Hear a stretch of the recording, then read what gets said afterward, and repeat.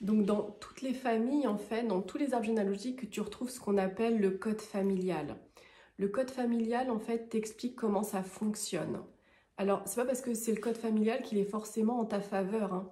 Si par exemple tu prends ta lignée de femmes, hein, moi je t'observe vraiment à le faire cet exercice, il est hyper intéressant, c'est comment fonctionnent les femmes de ma famille. Si j'observe ma mère, ma grand-mère, ce que je sais de mon arrière-grand-mère peut-être, etc. Comment elles se comportent, ces femmes? Est-ce que c'est des femmes qui ont du tempérament, qui mènent la danse à la maison? Est-ce que c'est des femmes qui sont plutôt soumises?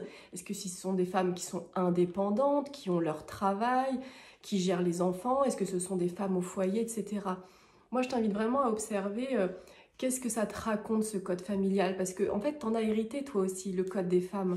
Et par exemple, tu vas essayer de t'émanciper d'une certaine façon. Tu vas dire, tiens, par exemple, moi, je veux pas d'enfant, je veux être que sur ma carrière et développer quelque chose. Et peut-être que tu auras beau faire tous les efforts du monde, ça ne fonctionnera pas en fait.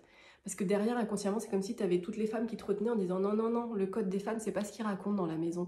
Nous, on est au foyer, on s'occupe de nos enfants. Alors que toi, tu es en train d'essayer d'aller dans une autre direction. Et c'est en ça que Consteller peut t'apporter une libération. Parce que si les femmes se sont dans cette mémoire-là, c'est aussi qu'il y a une raison.